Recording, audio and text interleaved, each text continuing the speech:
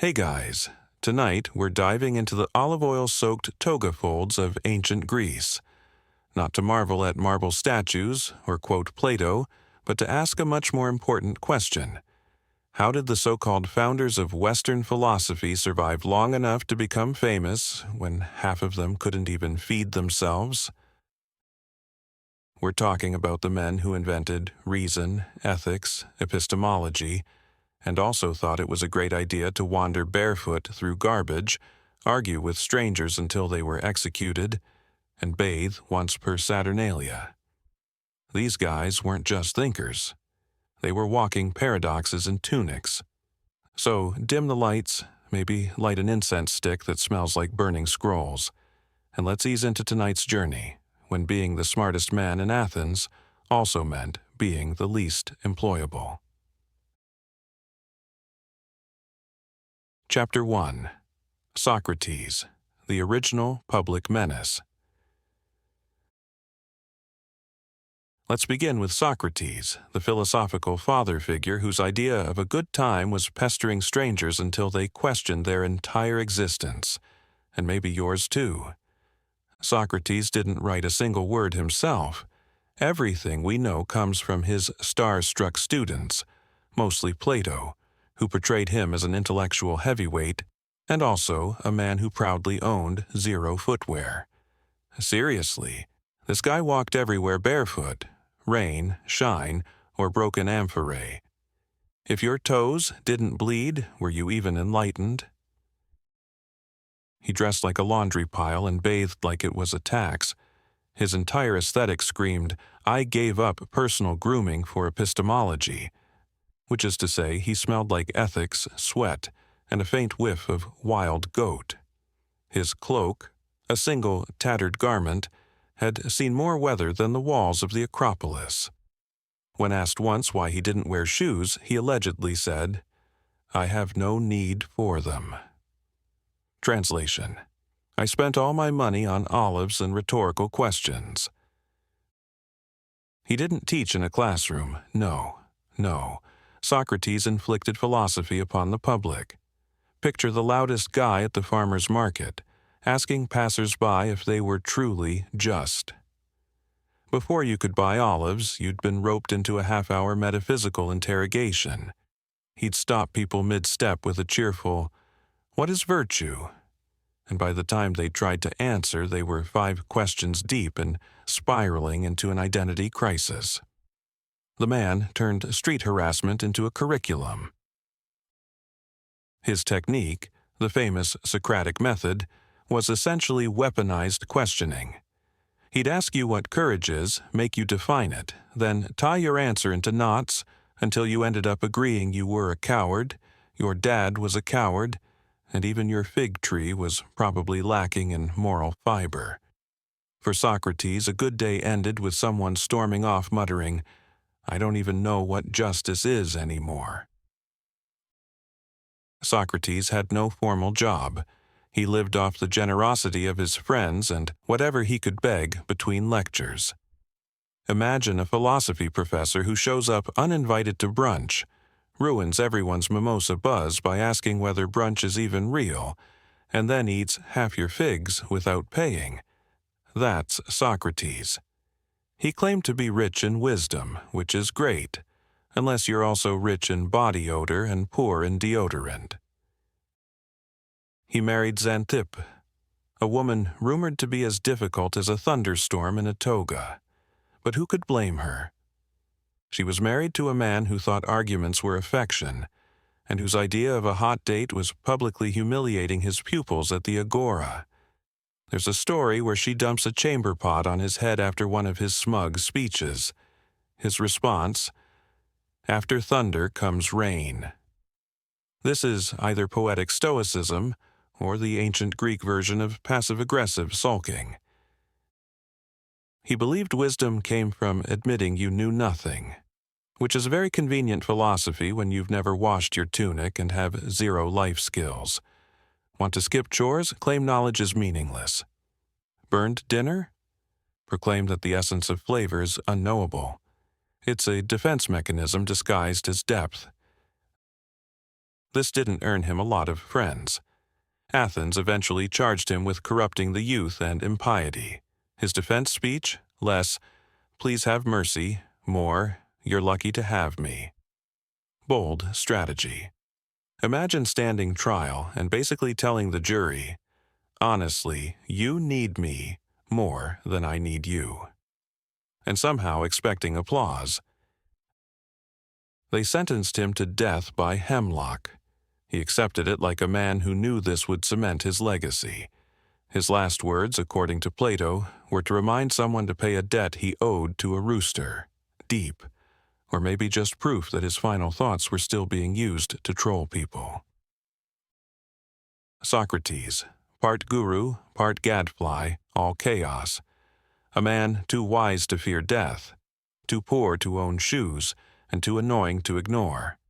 He made thinking fashionable and hygiene completely optional. And in doing so, he became immortal, if not always tolerable. Chapter 2. Plato, the Ivory Tower Incarnate.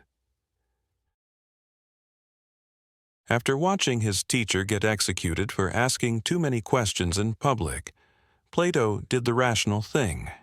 He wrote everything down and started a school where the worst punishment was falling asleep mid-dialogue. Plato was obsessed with order.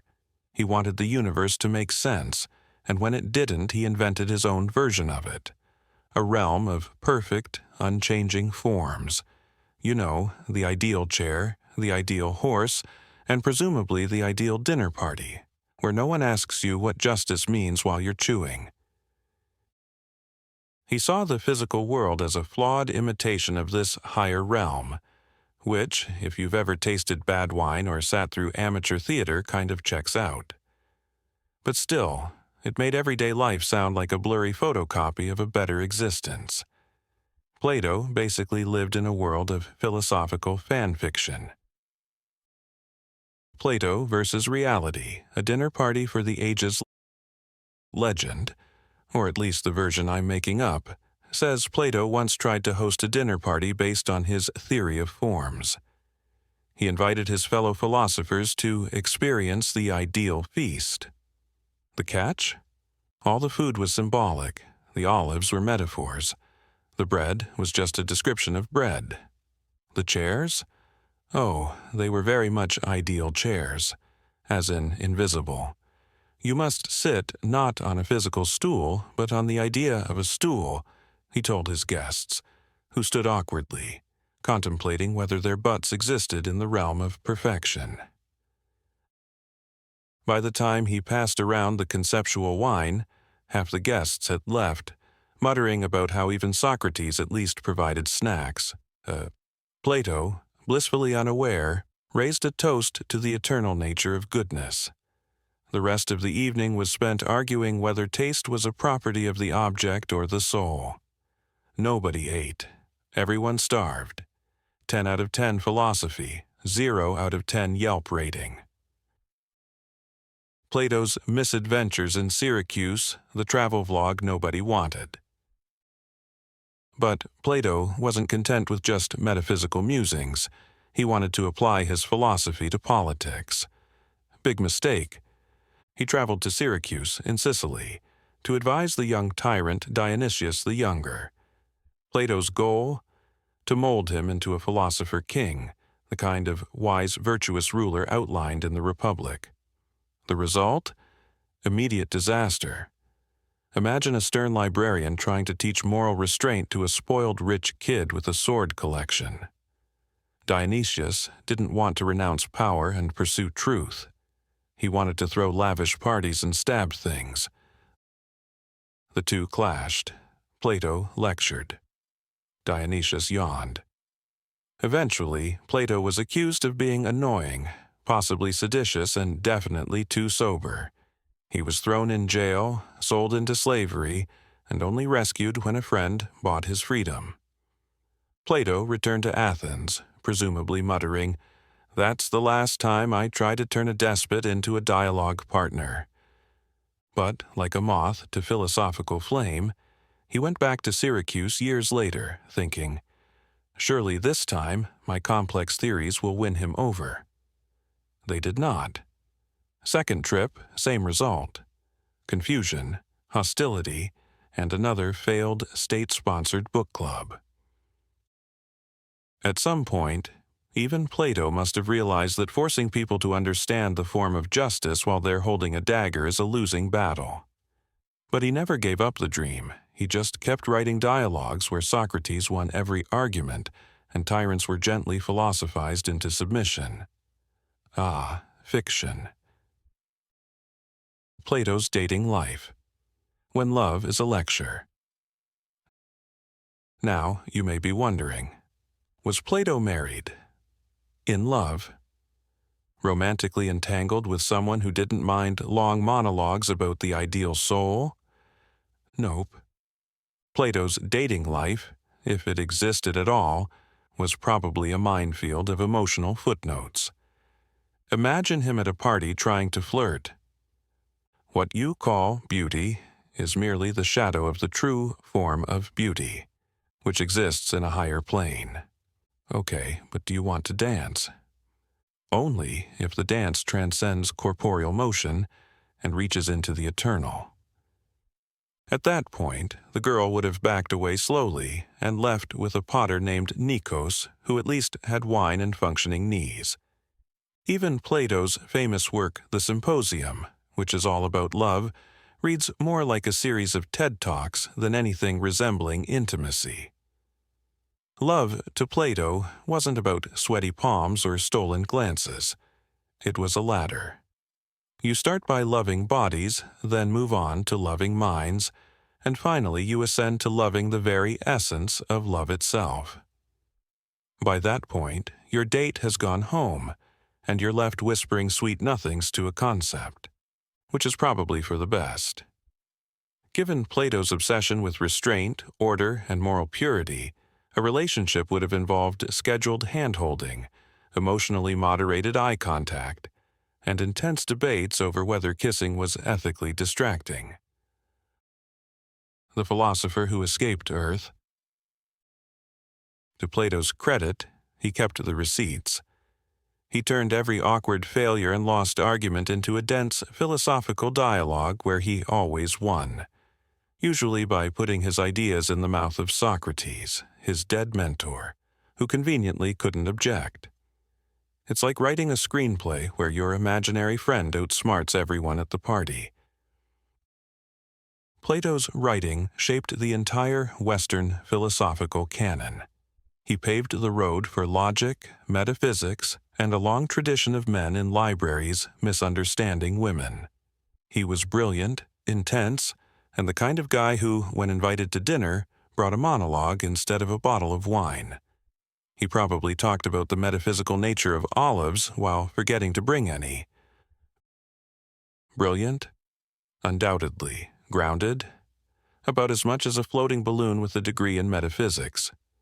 Plato tried to perfect reality by escaping it entirely, and in the process became one of the most influential thinkers in human history. A visionary with zero chill and a mild contempt for your feelings. Just don't ask him to explain love. That's a whole other dialogue, and it probably ends with you swearing off romance, wine, and mirrors forever. How to offend a crowd. Public speaking with no volume control. Public speaking. The art of addressing the masses with grace, humility, and a strategically timed goat metaphor. Unless, of course, you're a Greek philosopher, in which case the goal is to offend as many people as possible before being forcibly removed from the forum. Let's be clear, ancient philosophers weren't presenters. They were walking verbal sandpaper with no sense of time, volume, or whether their audience had eaten yet. The 3 sacred rules of philosophical oratory. Rule 1. Never say in one sentence what could be said in 17 labyrinthine tangents. Rule 2. If your listener nods in agreement, accuse them of missing the point. Rule 3. Begin all speeches with, "What is a speech?" and then ruin everyone's afternoon. Socrates, the weaponized question machine. Known for his method, which roughly translates to psychological mugging, Socrates saw a public crowd not as an audience but as a buffet of confused minds. Imagine you're buying olives. Suddenly, what is justice? Sir, I just want these weighed. But can scales measure truth? Next thing you know, you're in a debate about courage with a barefoot man who smells like goat and won't let you leave until you admit your father was a coward. Diogenes, insult first, lecture later. Public speaking for Diogenes involved yelling across markets, crashing dinner parties, and occasionally barking mid-rant. He didn't use a stage, he was the stage. Audience reactions ranged from shocked gasps to, "Is this man urinating on a podium?" He once held a speech titled, "Why You Are All Hypocrites and Cowards, and Also I Ate a Rat This Morning."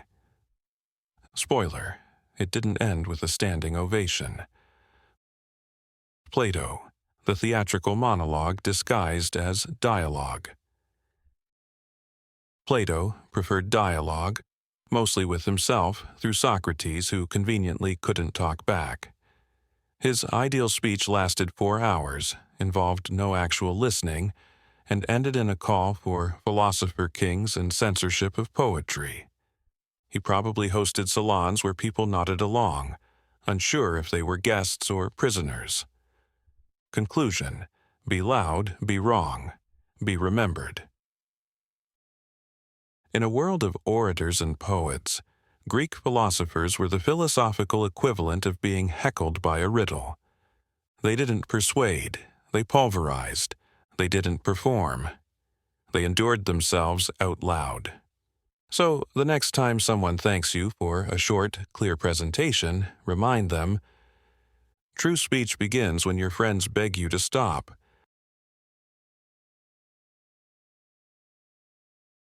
Chapter 3.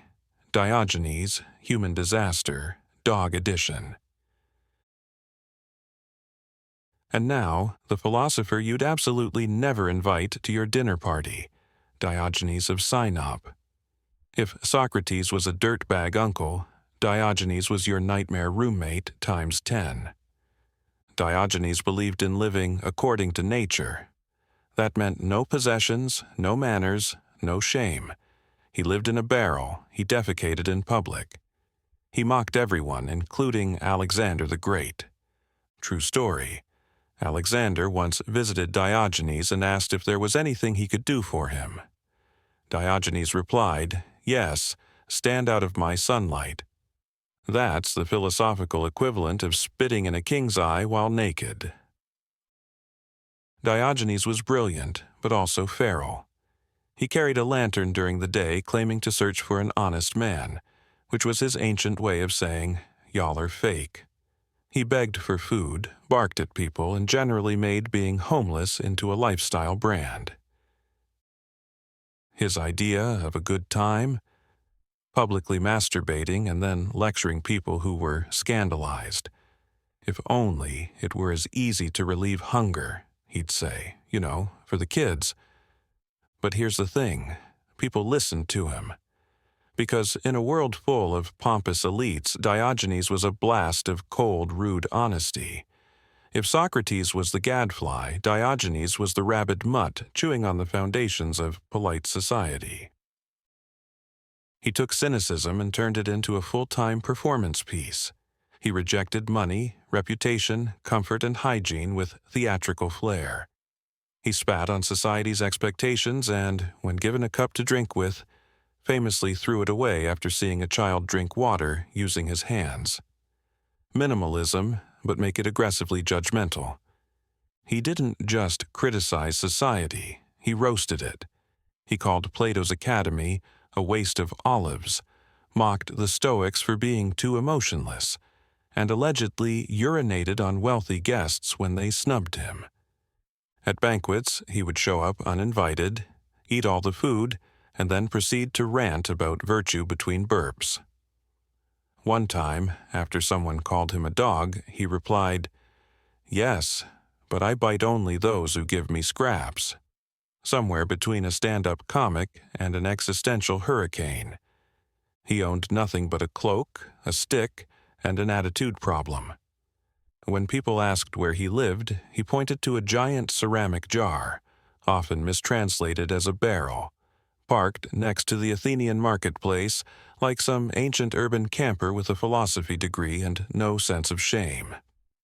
Even his death is shrouded in questionable legend. Some say he died from eating raw octopus. Others claim he held his breath out of sheer boredom. Either way, it was weird, underwhelming, and deeply Diogenes. He didn't build schools, write treatises, or seek followers. Yet his legend endured because Diogenes did what every philosopher claimed to do but rarely followed through on. He lived his truth, even if that truth involved barking at strangers while covered in street dust. Diogenes was chaos with a purpose, filth with integrity. He wasn't just outside the system. He spray-painted virtue on its walls and slept beneath the graffiti. A public menace? Absolutely. But in a city full of masks and marble, he was the only one daring to be ugly on purpose. Chapter 4. Pythagoras, cult leader in a geometry. Hat. Yes, we're talking triangles now. But don't let high school math class fool you. Pythagoras was less math teacher and more charismatic weirdo with a god complex. Everyone remembers the Pythagorean theorem. A squared plus b squared equals c squared. Neat. What they don't tell you in school is that the man behind it also founded a cult, banned beans, and had more rules than a monk with OCD. Pythagoras believed numbers were the key to understanding the universe. Not just important, but divine. He thought numbers had personalities, vibrations, even souls. To him, math wasn't a tool, it was sacred. Geometry wasn't about shapes, it was prophecy. He founded a commune in Croton, southern Italy, where his followers followed strict diets, wore certain colors, and obeyed absurd commandments like, do not eat beans, do not pick up what has fallen, and do not walk on highways. Beans were forbidden because they were thought to contain human souls. Seriously, imagine dying and being reincarnated as hummus. His inner circle took vows of silence, lived communally, and referred to Pythagoras with religious reverence. He wasn't just a teacher. He was the math messiah. His cult believed he could remember all his past lives, cure diseases with music, and speak to the dead through numerical harmonies. Algebra? More like necronumerology. And the man had presence. He didn't lecture, he delivered sermons, clad in robes that gleamed in the sunlight, radiating the vibe of a rock star algebraic oracle. He'd strum a lyre and explain ratios, compare musical harmony to the orbits of celestial bodies, and still have time to declare that the number 10 was the holiest number because it was made of the first 4 numbers. 1 plus 2 plus 3 plus 4 equals 10. Math, religion, mathligion. Pythagoras also believed that your soul could be reborn as anything. A dolphin, a bush, even an accountant. He once stopped someone from kicking a dog because he believed he recognized a dead friend's voice in its bark. To Pythagoras, this wasn't weird. This was Tuesday. It wasn't all cute brain teasers either. The Pythagorean lifestyle was so strict, even Spartan moms might have said, "Okay, that's excessive." Followers had to adhere to rules like, do not stir fire with a knife, do not wear wool, and do not look in a mirror beside a lamp. Everyday living became an obstacle course of mystical red flags. Pythagoras's views on women were surprisingly progressive for ancient Greece. He admitted women to his cult and believed they were intellectually equal, as long as they also avoided beans and fire stirring. It was equal opportunity weirdness. When critics or skeptics challenged the group, the Pythagoreans didn't debate. They just shut the gates. One legend claims the group was attacked by locals who were creeped out by all the number worship. Pythagoras tried to flee, but refused to cross a field of beans because, reincarnated souls. He allegedly died then and there, hemmed in by legumes and spiritual stubbornness.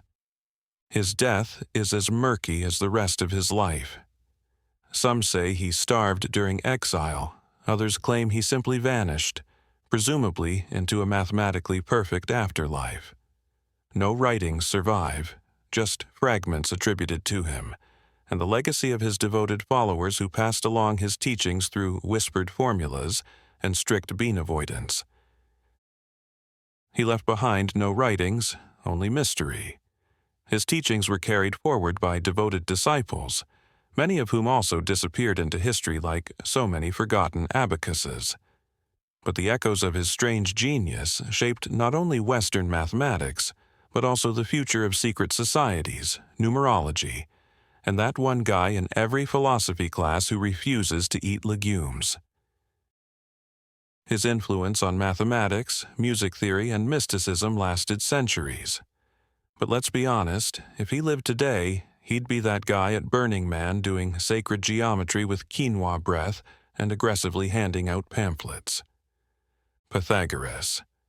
Proof that you can unlock cosmic truths and still be utterly insufferable at dinner. Philosophical fitness. How to achieve enlightenment in one sandal. If you think modern gym culture is intense, wait until you meet the ancient philosophers who trained their minds to transcend the body, usually by abandoning it entirely. These weren't six-pack-having, protein-chugging thought leaders. They were malnourished ghosts with opinions, scrawny men in wind-worn cloaks who believed muscle tone was a gateway drug to vanity. And yet, they had a fitness regimen. Sort of.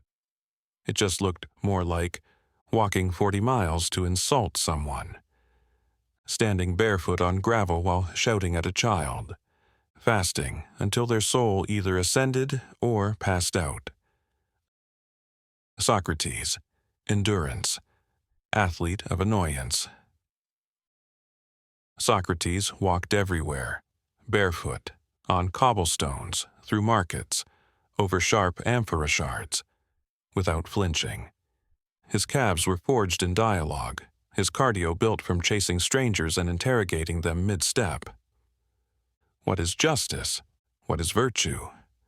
Why are you running from me? He never skipped leg day, he was leg day. Diogenes, urban survival conditioning. Diogenes' fitness program included sleeping in a barrel, great for core strength, wrestling rats for dinner, barking at people for diaphragm control, public defecation squats. He once claimed the only true form of exercise was mocking hypocrisy while chewing stale bread with your molars of truth, which is surprisingly close to CrossFit. Zeno, static strength and emotional planking. Zeno didn't lift weights.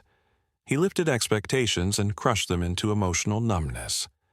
His body was allegedly chiseled by years of standing still while someone insulted him. His core routine: 10 hours of passive observation.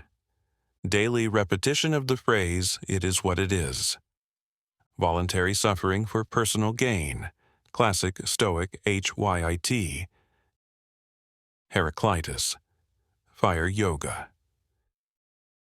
Heraclitus practiced heat-based philosophy, meditated by burning things, fasted until his spirit felt crispy. Probably invented the sauna, but hated that people enjoyed it. He believed sweat was a purification ritual, which is just a fancy way of saying he refused to open a window.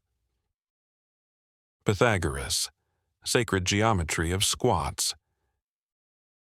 Pythagoras believed numbers were divine, which means push-ups done in sets of numerologically significant repetitions, stretches aligned with cosmic triangles, breath work measured in sacred ratios. His fitness program may have included humming vibrations while sitting in perfect symmetrical poses, and definitely no beans. Crates low-impact poverty circuits. Crates worked out by carrying nothing, lifting the burden of wealth off his soul, sprinting away from money. He and Hipparchia probably had the couple's routine of forage, debate, sleep in alley. Repeat until spiritually lean. Final thought. Enlightenment isn't heavy. In the end, ancient philosophers weren't ripped. They were just lightweight and morally flexible. They didn't bench press. They bench pressed judgment. They didn't flex, they scowled with posture. And so, if you ever find yourself in a gym wondering whether your workout is meaningful, remember, 1 sandal, 0 reps, infinite smugness. That's philosophical fitness, baby. Chapter 5. Heraclitus, the grump who hated everyone. If you've ever muttered, "Everything sucks and nothing stays the same," congratulations. You've accidentally quoted Heraclitus. The man was a walking sigh wrapped in a philosopher's robe. Known as the weeping philosopher, he didn't just accept life's chaos. He married it, scowled at it, and wrote cryptic poetry about it. Heraclitus believed that everything was in flux. You can't step into the same river twice, he said, which sounds poetic until you realize he meant it literally. The river's changed, you've changed, the pebbles have realigned, and probably your sandals are wet again. Existence, according to Heraclitus, is a flaming garbage wheel that never stops turning. The fire inside and outside. For Heraclitus, the entire universe was made of fire. Not metaphorically, literally. Forget water, earth, or air. To him, those were just distractions. Fire was the eternal substance, constantly transforming, always consuming, impossible to pin down. It was destruction and creation in one flickering package. It was the universe's way of reminding you, don't get too comfortable. And let's be honest, it fit him. If Heraclitus were a beverage, he'd be hot vinegar in a cracked cup, served at a cafe that frowns at you when you order. His personality was fire. Moody, unfiltered, and always ready to burn down your assumptions without warning or apology. He didn't just study fire, he was fire.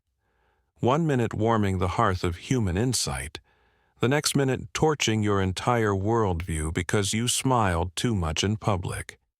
In a world of philosophers trying to soothe your soul, Heraclitus lit it on fire and told you to learn something from the smoke. Festival of Fury. He despised pretty much everyone. Politicians were morons. Other philosophers were sellouts. The public? A seething mass of sheep. He once called his fellow Ephesians adult infants, which, coming from a man who lived in self-imposed exile and wrote entire scrolls about how much everyone annoyed him, feels deeply on brand. Imagine Heraclitus at a festival, music playing, dancers twirling, wine flowing like philosophical footnotes. And there he is, in the corner, arms crossed, scowling at a flute player like they just insulted gravity. Someone invites him to join the dance. He doesn't move. The rhythm of logos, he says dryly, cannot be corrupted by drums. The music stumbles, a goat bleats, a child cries. Heraclitus nods. Exactly. He avoided society, preferring to write his thoughts down in obscure riddles and metaphors so dense they make IKEA instructions look like haikus. Most of his writing didn't survive, which is probably for the best. Even his surviving lines read like they were scrawled by a flaming oracle in a cave halfway through a nervous breakdown. Unwilling teacher, reluctant prophet. Heraclitus had no students, no school, and no patience. People didn't flock to him for wisdom. They backed away slowly, making no sudden movements. If he had a fan base, it was probably made up of fellow loners and disappointed poets. He believed that logos, reason, or order underpinned everything, though few could grasp it. Especially not the people of Ephesus, whom he blamed for turning public assemblies into shouting matches and democracy into a bad joke. Basically, he was the guy yelling, "I told you so," to a burning city while writing poetry in the ashes. Some say he deliberately scattered his thoughts so that only the truly worthy could piece them together. Others say he just didn't like explaining himself. Either way, he made sure understanding Heraclitus was its own kind of philosophical boot camp, full of despair, paradox, and long sighs into the void. Death by cow, dung and cosmic irony. As for his death, it was either from dropsy, swelling from fluid retention, or from smearing himself in cow dung to draw out the illness like some kind of ancient detox spa gone horribly wrong. Either way, it ended with him lying in a pile of excrement, which feels like poetic justice for a man who thought humanity was mostly terrible. And yet, centuries later, his insights shaped entire schools of thought. The Stoics revered his fire and order. Modern thinkers quote him without knowing it. Every time someone says, "Change is constant," or "Life is chaos," Heraclitus's ghost smiles faintly, adjusts his cloak and mutters, "Told you so." Heraclitus wasn't trying to make the world better. He was trying to point out that it was on fire and always would be. He didn't console, he confirmed your suspicions. Life is chaos, you are a temporary spark. And if you disagree, just wait. The river will change again. He didn't ask to be understood. He just wanted to be right. And, frustratingly, he kind of was. Chapter 6. Crates of Thebes. Rich man turned voluntary. Trash. Gremlin. Crates of Thebes had everything. A huge inheritance, upper-class status, and a comfortable life ahead of him. So naturally, he decided to throw it all away and cosplay as a sentient garbage pile in the name of philosophy. He gave away his fortune not out of necessity, but on purpose. In a world where philosophers debated how to live well, Crates looked at his family mansion, his fine clothes, and his solid diet and said, "Too much." Then he sold it all and wandered Athens like a philosophical raccoon with opinions. He was a cynic, inspired by Diogenes, and determined to live in absolute poverty. His goal? To show that virtue didn't require wealth, comfort, or a clean shirt. He roamed barefoot, wore rags, and lived like someone who had just lost a bet to a group of particularly judgmental druids. Crates didn't just preach detachment from materialism, he married it, literally. Hipparchia, love in the time of trash, fires. Enter Hipparchia, a noblewoman, literate, educated, had options.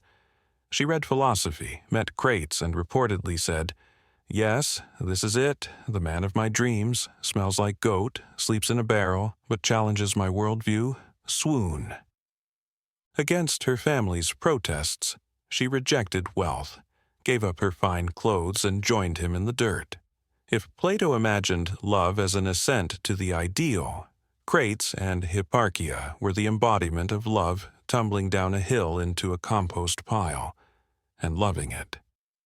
They lived openly together as cynics, making no attempt to hide their beliefs or their affection. They reportedly consummated their relationship in public, because, in Crate's words, if it's not shameful to eat in public, why should love be any different? Crates may have lacked poetry, but he was nothing if not consistent. Excerpt from a definitely real love letter by Crates. Dearest Hipparchia, I left you a moldy olive and the concept of detachment. You are the dirt between my toes, the lice in my tunic, the only soul I'd let steal scraps from my cloak. When I look into your eyes, I see the futility of desire and the glory of voluntary squalor. Yours in filth and freedom. Crates.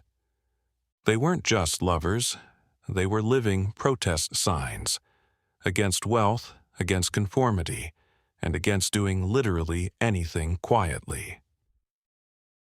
Q&A with the Rich, Confused and Frustrated edition. To the wealthy elite of Athens, Crates was a curiosity wrapped in a riddle wrapped in lice.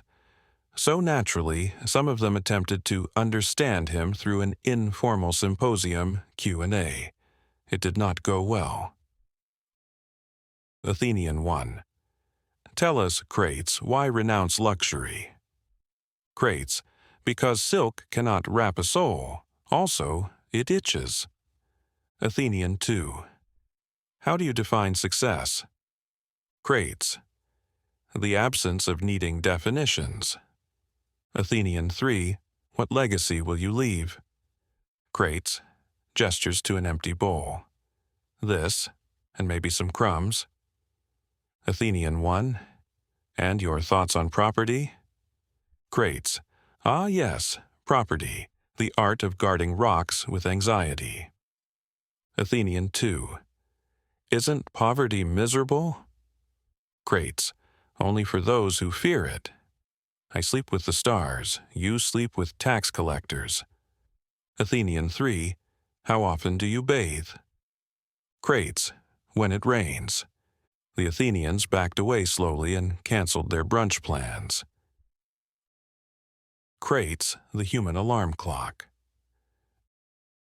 He was often seen yelling moral lessons at the well-dressed, eating scraps from the gutter, or drawing diagrams in the dirt about how society was a flaming disaster.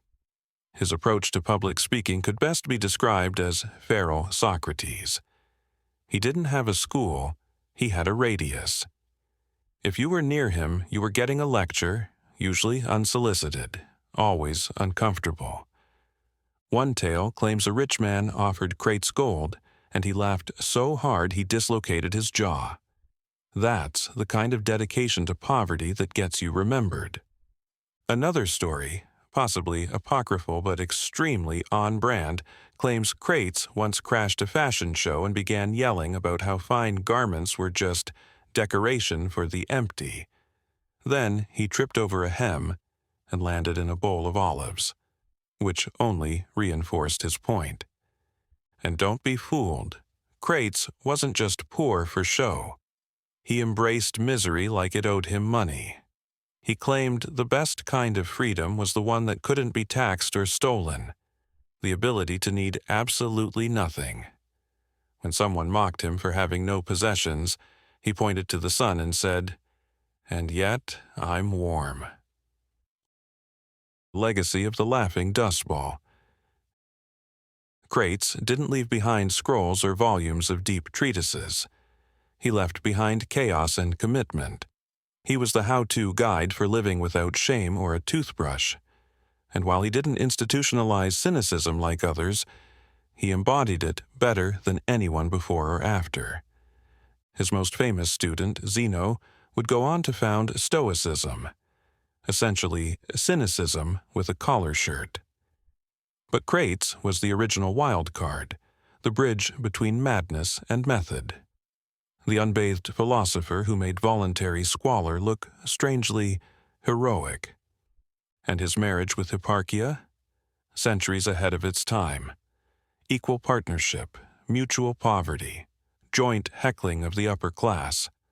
A love built not on shared goals or property, but shared principles, and possibly shared lice. He wasn't trying to be admired, he was trying to uncage people. And if that meant shouting at a wedding feast or gifting his wife a crusty beat and a quote about detachment, so be it. Crates, the man who had everything, then chose nothing, and made sure everyone heard about it. Not for fame, not for drama, just to prove that if you truly needed nothing, you couldn't be owned by anyone. And in a world full of robes, riches, and reputation, that made him one of the freest men in Athens, and possibly the smelliest. Love in the Time of Logic, a philosopher's dating guide. So, you want to date a philosopher. First of all, we're sorry. Second of all, let's prepare you for what that means.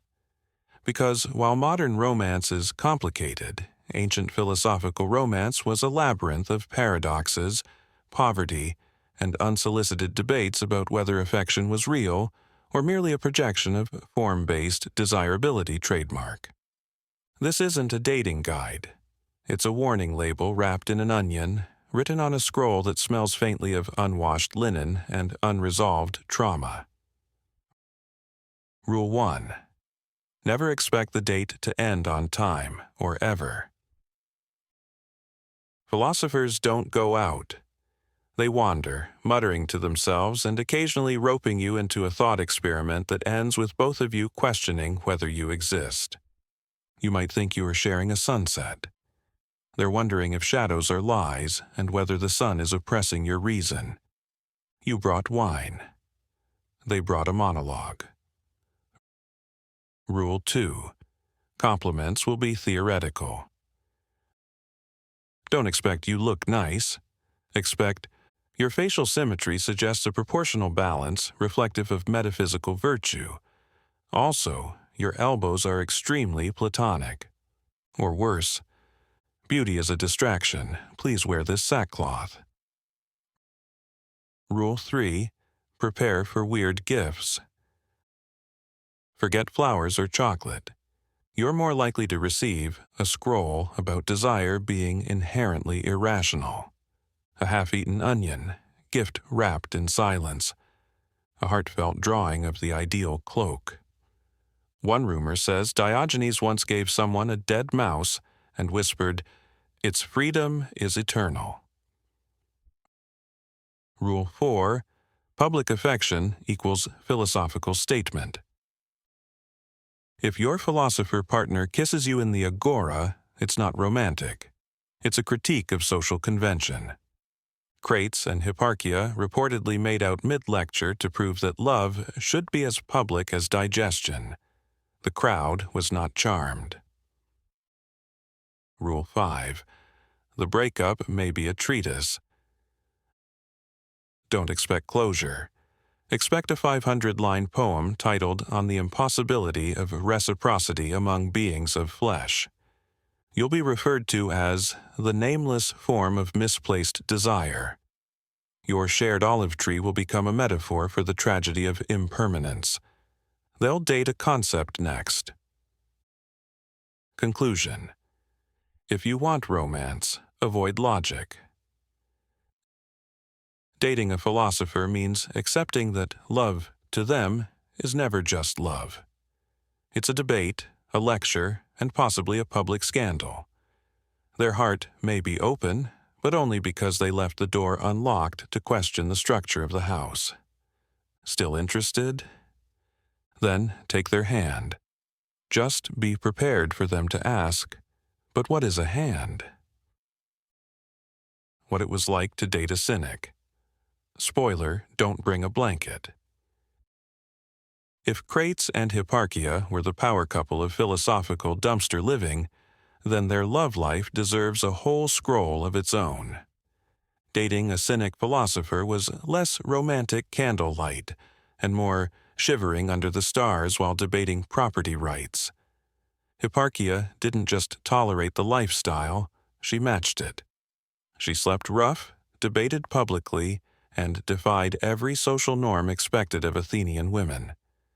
When she first met Crates, legend says he undressed in front of her to demonstrate what she'd be marrying into: poverty, honesty, and a spectacular amount of fleas. Her response? She stayed. That's not love at first sight, that's conviction. Their public affection wasn't scandalous. It was a thesis. They once reportedly had sex on the steps of a public building just to prove that love, like digestion, need not be hidden. The elite gasped, the philosophers nodded, the pigeons scattered. Hipparchia wasn't just an accessory to Crates' lifestyle. She was his intellectual equal. She debated other philosophers, wrote her own arguments, though sadly lost to history, and shut down one arrogant thinker with the now famous line, "I am that same person, not one who has left the school of philosophy."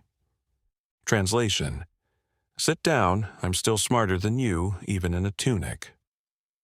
While Plato gave us dialogues mostly starring men, and Stoics barely mentioned women at all, Hipparchia walked the agora in real time, showing up in sandals and shredding your fragile ego with logic. So, if you're picturing her as Crates' girlfriend, try again. She was the proof that you could reject society, embrace reason, and still win every argument, while making out on a vegetable cart. Chapter 7. Zeno of Citium, stoic, stiff, and stubborn as a statue.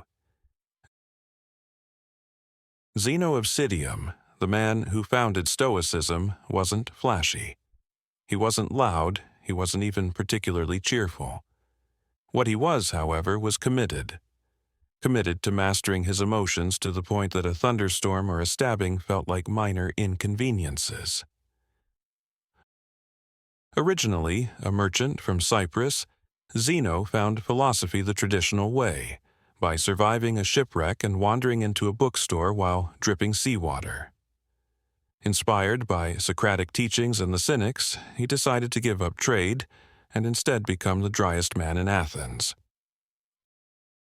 Zeno taught in the Stoa Poikio, a painted porch in the Athenian marketplace, where he and his followers stood around, looking deeply unimpressed with all of human experience. His lectures were less TED Talk and more motivational sigh. He taught that true happiness came from accepting fate, mastering desire, and reacting to life with the emotional expression of a stone slab. He believed in apatheia, not apathy, but freedom from passion. A Stoic doesn't panic when a ship sinks or a friend betrays them. They merely nod at the universe and say, "Typical." His discipline was legendary. When someone spat on him, he didn't flinch. When mocked, he didn't respond. When insulted, he gave the insulter a compliment so dry it was indistinguishable from a curse. There's a story that he broke a toe and calmly quoted a proverb about fate before holding his breath until he died. That's not just stoicism. That's method acting as a corpse. He dressed plainly, ate plainly, and generally avoided excitement like it owed him money. If there had been a Stoic starter pack, it would have included a scratchy tunic, a bowl of lentils, and a long scroll of moral obligations. His students were expected to be the same: logical, ethical, controlled. Emotions were not evil, but they were messy and inefficient. Anger was weakness. Sadness was indulgence. And joy? Joy was suspicious. Zeno didn't seek power or fame. He wanted peace, the kind that came from being absolutely unshakable. His version of enlightenment wasn't found on a mountaintop. It was found in calmly enduring a neighbor's loud goat, a poorly cooked onion stew, or the fall of an empire. To Zeno, being unbothered wasn't a mood. It was a moral imperative. He believed the wise man should be free from perturbation, a phrase that sounds like a laxative commercial, but actually meant achieving inner calm while the world melted around you. Whether your house burned down or your friend forgot your birthday, the Stoic response was the same. a subtle frown, and perhaps an essay about the inevitability of disappointment. Even his idea of fun was controlled. Zeno is said to have enjoyed conversations with friends, but only the kind that involved correcting their moral behavior. He also loved virtue, like most people love warm bread, and if you asked him what made a life worth living, he would probably hand you a scroll, then correct your posture. And while he didn't chase wealth, power, or recognition, he somehow became one of the most respected philosophers of his time. People actually listened. They came to the Stoa to hear Zeno's emotionally dehydrated gospel, and some of them walked away, changed. Slightly more boring, but definitely more virtuous. His teachings were practical, if not exactly cheerful. Got dumped? That's fate. Lost your job? That's fate. Dropped your lunch in the dirt? The Stoic approach. Scoop it up and eat it calmly while contemplating impermanence. He even had a sense of humor. Stoic humor, of course, which is mostly saying grim truths with a barely perceptible smirk. When asked what benefit philosophy brought, he reportedly replied, "The ability to walk through a crowded market without getting angry." In other words, Zeno was the human embodiment of deep breaths and extremely low expectations. When he died, it was on brand, clean, quiet, and strangely composed. After tripping and injuring his foot, he simply quoted a line about the proper exit and calmly stopped breathing. No fuss, no flailing. Just a man following his philosophy all the way into the afterlife. Zeno's legacy was picked up by generations of Stoics who would go on to counsel emperors, endure torture, and tell entire civilizations to stop whining. And it all started with a shipwrecked man, a sun-drenched porch, and a philosophy built on shrugging harder than anyone else in history. Zeno, calm in chaos, patient in pain, and perpetually wondering why you're still complaining about the weather. What would a philosopher eat? Spoiler, mostly onions and shame. If you've ever wondered what ancient philosophers ate to fuel all that barefoot arrogance, the answer is simple. Not much, very slowly, and with a side of moral superiority. To the average Greek citizen, food was pleasure. To the philosopher, a test, a lecture, a chance to prove they were above flavor, digestion, and sometimes even chewing. Diogenes' diet, street cuisine for the spiritually hostile. Diogenes once ate a raw onion in public while snarling at a passing merchant, not because he was hungry, because he was protesting something. Probably olives, maybe society, possibly socks. His entire food pyramid consisted of dumpster grapes, scraps from confused fishmongers, morally ambiguous rodents. He believed hunger was an illusion, and shame was optional. On rare occasions, he even fasted as a statement, until someone offered him cheese, at which point the statement changed. Plato's preferred dishes, conceptual bread. Plato didn't cook. He imagined meals. In his head, food was just a lesser imitation of the ideal meal, which presumably had perfect seasoning and no calories. There's no record of him eating joyfully or socially. He probably nibbled abstractly while muttering things like, "This is but the shadow of the true olive." Dinner with Plato wasn't really a meal. It was a multi-hour debate about whether hunger was a defect of the soul. Zeno's culinary approach. Discipline in a bowl. Zeno ate like someone being punished by a lentil. He advocated restraint in all things, and that included seasoning, warmth, and pleasure of any kind. His meals were likely uncooked, unspiced, unapologetic. He once reportedly said, "If you enjoy what you eat, you are a slave to it," which is a strong statement for someone chewing barley paste in a cracked bowl. Pythagoras menu, cosmic veganism with bonus legume, paranoia, Pythagoras banned beans. Why? Theories include beans contain souls. Beans cause gas which is unholy.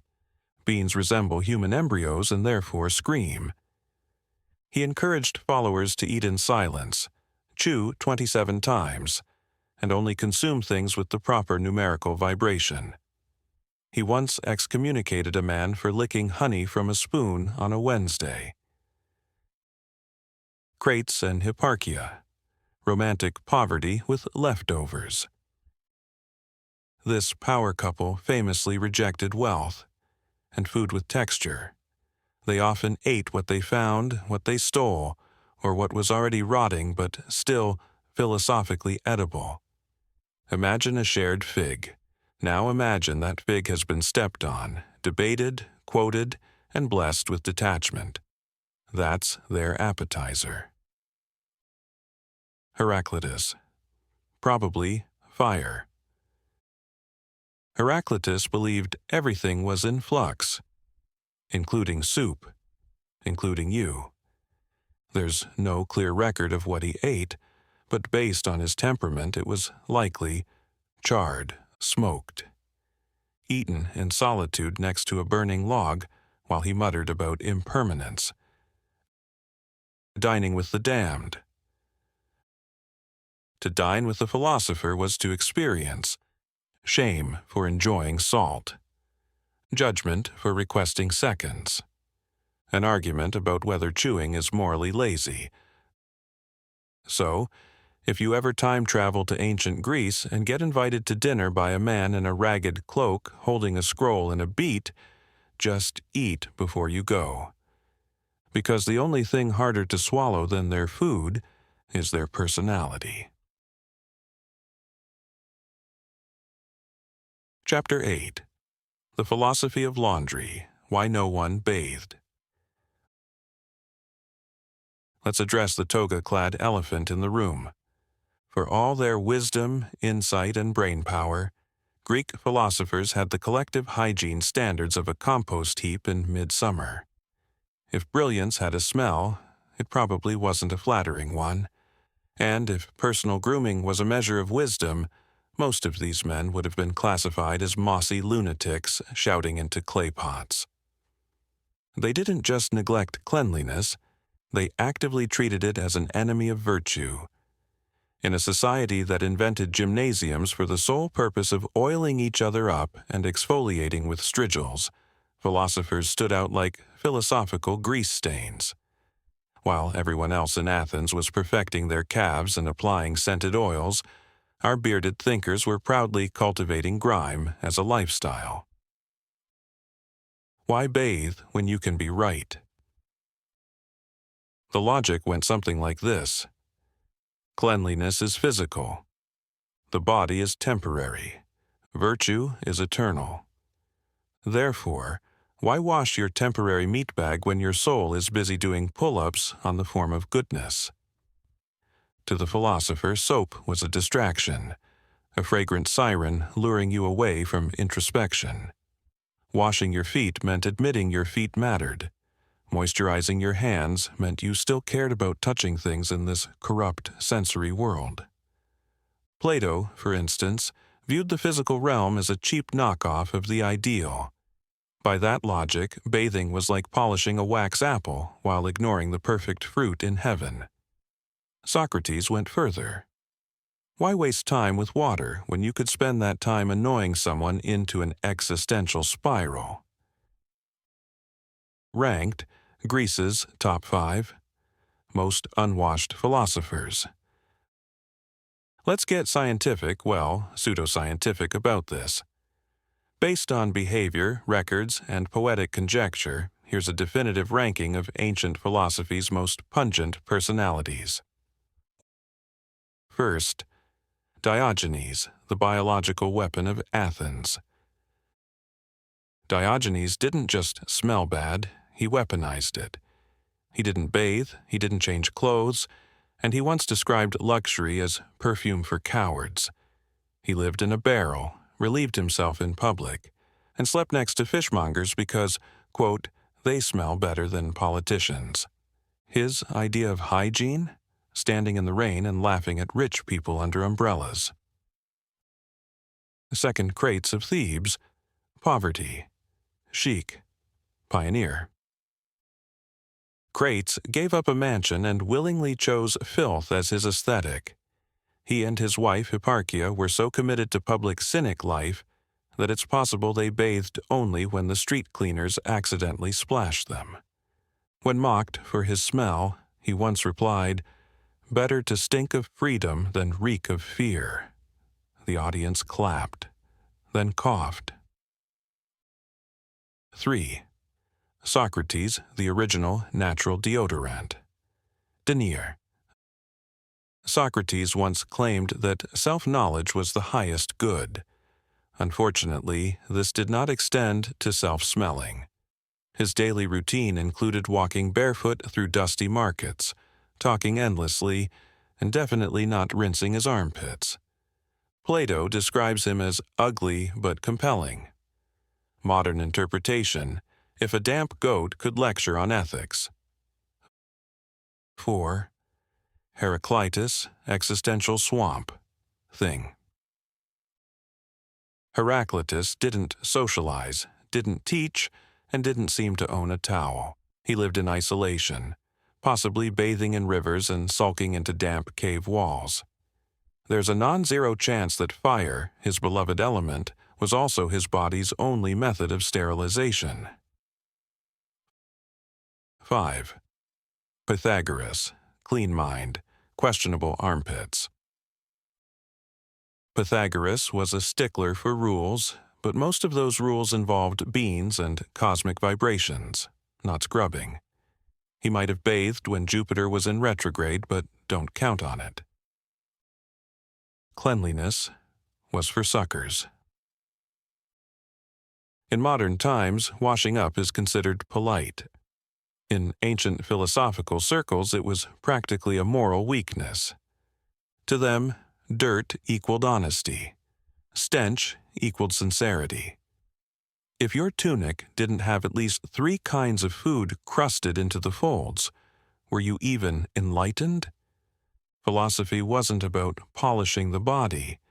It was about ignoring it until it either transcended this plane or just gave up and sat down in the dirt. Enter the Romans. Hygiene maximalists with gold-plated sponges.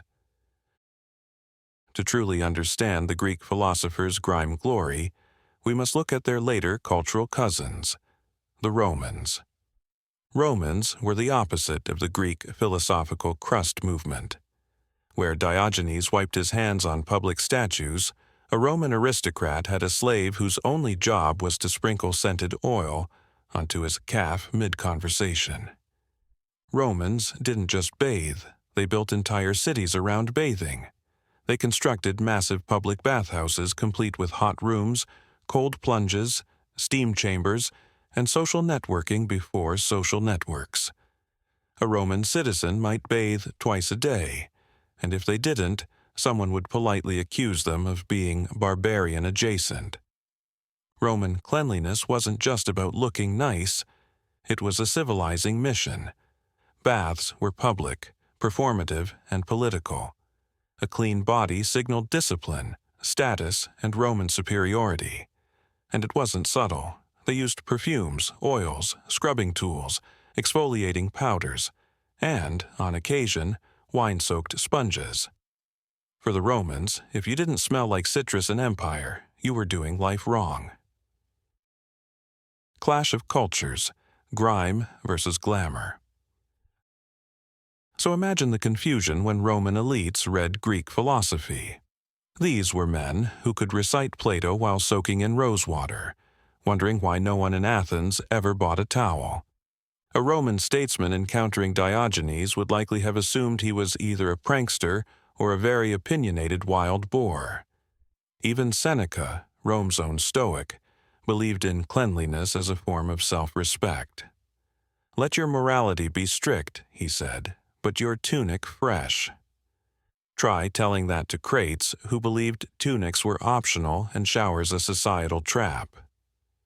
If Greek philosophers were spiritual compost piles, Romans were exfoliated warlords drinking mint tea in marble tubs. It's no surprise that many Romans respected Greek philosophy, but preferred it on scrolls, not in person. Final thought. Smell like you mean it. So, the next time someone tells you that greatness means being polished, composed, and well-lotioned, consider this. The founders of logic smelled like the inside of a sandal after a marathon in July. The fathers of Western philosophy were filthy, fragrant, and fearlessly unwashed. Because they knew the truth, ideas last forever. Soap? That just washes off. And if that means you smell like your convictions, so be it. Chapter 9, The Great Conclusion. Intellect over Instinct. And now we arrive at the end of our toga-draped parade of barely functioning geniuses. The philosophers we've covered weren't just the founding fathers of Western thought, they were also chaos goblins in sandals. These weren't men who had it together. These were men who smelled like smoke and stubbornness, who rejected wealth, embraced filth, and regularly insulted powerful people with the confidence of a man holding absolutely nothing to lose, not even socks. They told kings to get out of the sunlight. They banned beans and worshipped triangles. They barked like dogs, lived in jars, and died in spectacularly ridiculous ways. And yet somehow, between the dysentery and the public urination, they managed to shape the moral compass of entire civilizations. What they lacked in hygiene, they made up for in conviction. Socrates redefined education by annoying people to death. Plato dreamed up a perfect society with no poets and far too many philosopher kings. Diogenes weaponized shamelessness. Pythagoras turned numbers into prophecy. Heraclitus emotionally spiraled into brilliant obscurity. Crates set his money on fire and lived like a sarcastic scarecrow. Zeno turned emotional numbness into a lifestyle and still convinced people to follow him. They questioned everything, including why anyone needed to own a comb. They laughed at luxury, spat at tradition, and declared war on convention with nothing but a scroll, a sneer, and a barely contained rash. And in doing so, they built the foundations of logic, ethics, science, and self-discipline. Their legacy wasn't comfort, it was contradiction. The minds that shaped reason couldn't manage a basic bath. The men who taught self-control couldn't stop themselves from blurting out a cosmic monologue in the middle of lunch. They had no plan, no filters, and absolutely no concern for what anyone thought of them. And maybe that's the point. They weren't trying to fit in. They were trying to wake everyone else up. They lived in a world without antibiotics, indoor plumbing, or Spotify playlists, and yet they managed to stay relevant for over 2,000 years. Not because they were right all the time, they weren't, but because they were brave enough to ask, what if everything we believe is nonsense? And then follow that up by living like it. There is something profoundly heroic about someone choosing to walk away from the comforts of society, not because they had to, but because they believed truth mattered more than comfort. It's easy to laugh at Diogenes defecating in the street. It's harder to admit that his point, that society is often a performance we play to feel safe, still hits harder than most motivational speakers. And maybe you don't want to throw your life into a barrel or befriend a snake or eat a raw octopus in the name of virtue. That's fine. Honestly, highly recommended. But if their stories teach us anything, it's this. You don't have to be normal to be remembered. You just have to be real. These philosophers didn't win the popularity contest. They weren't the best dressed or the most agreeable. They didn't climb ladders. They kicked them down and questioned why ladders existed in the first place. And for that, the world remembers them. Not fondly, but ferociously.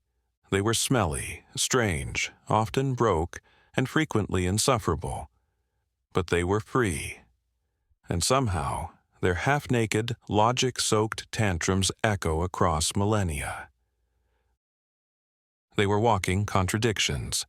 Men who rejected books and became required reading. Men who lived in poverty and left behind wealth in thought. Men who couldn't stand other people but changed humanity forever. And now, centuries later, in a world of Wi-Fi and ergonomic chairs, we still talk about them. Still argue with them. Still wonder what they'd think about TikTok or taxes, or the fact that everything is now an app. The brains behind Western thought couldn't survive a houseplant, but they did survive history. And in the grand game of existence, that's the weirdest win of all. So the next time you're told to think more deeply, remember, deep thought can lead you to greatness, or to barking at pigeons in a toga. Or, if you're lucky, both. Sleep tight. And if a bearded man shows up tomorrow asking what truth is, maybe don't answer. It never ends well.